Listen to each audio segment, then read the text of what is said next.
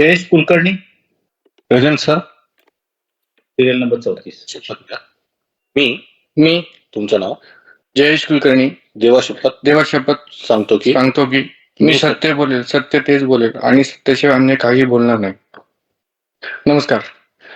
आपण वय वर्ष 2025 आणि इथून पाठीमागचे 10 ते 15 वर्ष समजा आयोग लॉस मध्ये आहे आणि रोज नवीन आयडियाची कल्पना, रोज नवीन चार्जेस, टीओडी लाव, अमक लाव, थमक लाव, रोज एका अधिकाऱ्याला एक आयडिया आली की चार्जेस. एमईआरसी आपण आहे कशासाठी? कस्टमरच्या सेवेसाठी आहे का फक्त आपला पगार भरायला आहे? टीएडी आला की नाही आला हा स्वतःला विचारायचा प्रश्न आहे. समजा 10 वर्ष आयोग लॉस मध्ये आहे आणि आपण 2025 मध्ये बेसिक गोष्टींवरती बोलतोय. बेसिक गोष्ट म्हणजे घरी मीटर लावणं 1000 रुपये द्यावं लागतात त्या याला सेक्शन ऑफिसरला. नाव चेंज करायचं 1000 रुपये द्यावं लागतात. तुमचं ऍड्रेस चेंज करायचा तर 500 रुपये द्यावं लागतात. एक सुद्धा काम होत नाही. आयोग करतं काय आहे? आणि माझ्या पहिले 33 लोक येऊन बोलून गेले. रिटर्न मध्ये सबमिशन आल्या. इथं पॅनलवरती 50 ऍडव्होकेट असतील. एवढ्या लोकांचं म्हणणं लिहिलेलं वाचता येत नाही, वाचलेलं लिहिता येत नाही का? आयोगाला कामच करता येत नाही. हे आयोगाने स्वतःला विचारावं. सीएम आला, इलेक्शन होतात, नुसतं वोट घेऊन जातो, पगार घेतो, गाड्या फिरवतो. कशासाठी?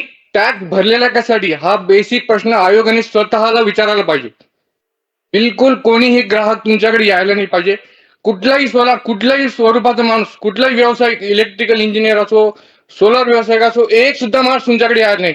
आयोगातला प्रत्येक चेअरपर्सन, आयोगातला प्रत्येक मेंबर, हे सगळं ऑनरेबल मेंबर वगैरे जेवढे तुम्ही डेजिग्नेशन लावले, यांनी ग्राहकाकडे जायला पाहिजे आणि विचारायला पाहिजे की तुम्हाला सर्व्हिस चांगली भेटते का. आपण समजा 2025च्या 26 जानेवारीमध्ये आज समजा बेसिक गोष्टींवरती बोलतोय. नाव चेंज होत नाही, मीटर लावलं जात नाही, ऍप्लिकेशन सेक्शन ऑफिसला इन्व्हर्ट होत नाहीये, काही रोजच्या रोज चार्जेस लावतात. मीटर रिडिंग सुद्धा नीट घेत नाही आयोग. किंवा तुमच्याकडून समजा महावितरण आयोग कंट्रोल होत नसेल तर स्वतःच तुम्ही आत्मपरीक्षण करा एकदा की आयोग बसले कशासाठी. समजा औरंगाबाद सारखा एक इंडस्ट्रियल एरियातला एखादा सेक्शन ऑफिसर किंवा एखादा चीफ इंजिनियर यांना ह्या एरिया कंट्रोल होत नाहीये, मीटर रिडिंग सुद्धा घेतल्या जात नाहीये, जनरेशन मीटरची रिडिंग घेतली जात नाही आणि नॉर्मल एमएससीबीच्या मीटरची रिडिंग घेतली जाते. हे बेसिक प्रश्नांवरती 2026 मध्ये जानेवारीमध्ये आज तुम्ही लोक हिअरिंग करताय. हे या आयोगाचं फेल्युअर आहे. हा आयोग फक्त तुमचा, आज तुम्ही एसीत बसला, चांगले कपडे घातले, कोट घातले, बाहेर 130 रुपये भरणारा ग्राहक सुद्धा तुमचा मालक आहे आणि तुम्ही त्यांचे सर्व्हिस देणारे आयोग आहे. आणि त्या सर्व्हिस देणाऱ्या आयोगाला जर का तुम्हाला स्वतः फक्त पैसे लुटण्यासाठी, बाबा आज या सेक्शन ऑफिसला पगार कमी पडला, लावा चार्जेस त्या 130 शेतकऱ्याकडून, एखाद्या गरीब माणसाकडून पैसे लुटा आणि पगार भरा. यासाठी आयोग आहे का? हा स्वतःला आत्मपरीक्षण करायचा प्रश्न आहे. हिअरिंग सुद्धा ही हायकोर्टाने सांगितली म्हणून तुम्ही आमची हिअरिंग करताय. तुमच्यात खरोखर समजा आयोग ट्रान्सपरंट असेल, जेन्युइन असेल आणि स्वतःचं अस्तित्व तुम्हाला सिद्ध करायचं असेल की आम्ही फेअर प्रॅक्टिस करतो ना, आमच्याकडून एमएससीबी कंट्रोल होतीये की नाही होतीये, तर तुम्ही या औरंगाबादला इथल्या लोकल कस्टमरकडे जा आणि तुम्हाला विचारा की तुमचे नाव, सर्व्हिस चेंज होत आहे, ऍड्रेस चेंज होतात का आणि तुम्हाला काही प्रॉब्लेम होत आहे का. एक सुद्धा सेक्शन ऑफिस मध्ये औरंगाबादच्या बिना 500-1000 रुपये दिल्या तर काम होत नाही. नाव चेंज करायचं 1000 रुपये द्या. ऑनलाईन ऍप्लिकेशन दिली तो म्हणतो ऑफलाईन द्या, ऑफलाईन दिली ऑनलाईन द्या. अल्टिमेटली त्या माणसाला पैसे दिल्याशिवाय एमएससीबी मध्ये काम होत नाही. औरंगाबाद नाही, महाराष्ट्रामध्ये. आणि तुम्ही स्वतःला नुसतं प्रेझेंटेशन देतात की आम्ही सगळ्यात मोठी कंपनी महाराष्ट्रातली, भारतातली, एशियातली, सगळं भंपक आहे. फक्त हे पैसे लुटण्यासाठी कंपनी आहे.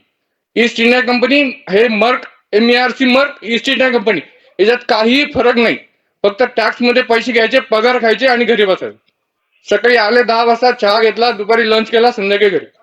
आपण चार्जेस घेतोय कशासाठी? कस्टमरला माहितीये का कुठले चार्जेस घेतोय? कस्टमरला माहितीये का, इंटिमेशन दिले का कस्टमरला कुठले चार्जेस घेणार आहेत, पुढच्या महिन्यातून कुठले चार्जेस लावणार आहे? मी सोलार व्यावसायिक असो, मी कस्टमर असो, कुठल्याही दृष्टीने काही सांगा, कोणाला काहीही समजत नाही. तुमच्या आयोगाचे लिहिले नोटीस सुद्धा तुम्हाला या सेक्शन ऑफिसला वाचता येत नाही. कसे लोक भरलेत आणि ऑनलाईन ऍप्लिकेशन दिलेलं त्याची लिमिट सुद्धा क्रॉस होऊन जाते. फक्त पैसे भरले, नाव चेंज करायचं 120 रुपये, तरच ते आयोग ऍक्सेप्ट करतो, ते एमएससीबी वाला हे करतो. 120 रुपये समजा ती कॅन्सल झाली, रिजेक्ट झाली, तर तो सेक्शन ऑफिसर म्हणतो की साहेब परत 120 रुपये. म्हणजे तुम्ही करताय काय स्वतः याचं आत्मपरीक्षण करा. आणि मी हे सगळ्या गोष्टी तुम्हाला शपथ घेतल्याप्रमाणे खरं आणि सत्य तेच बोललेलं आहे. जर का आयोगाला स्वतःचं अस्तित्व टिकवायचं असेल आणि स्वतःचं अस्तित्व स्वतःला फक्त ते चेअरपर्सन अमके धमके नुसते डेजिग्नेशन लावायचे असतील, गव्हर्नमेंटचा टॅक्स भरून हा एसी फीसी सगळं टॅक्सवर चाललेलं आहे. आणि 130 रुपये तुम्ही कस्टमर कडून प्रत्येक मीटरच्या अगेन्स्टमध्ये घेताय आणि त्या कस्टमरला माहित नाही की या चार्जेस भरतोय कशासाठी, तर तुम्ही स्वतः काय काम करताय हे स्वतः आत्मपरीक्षण करा.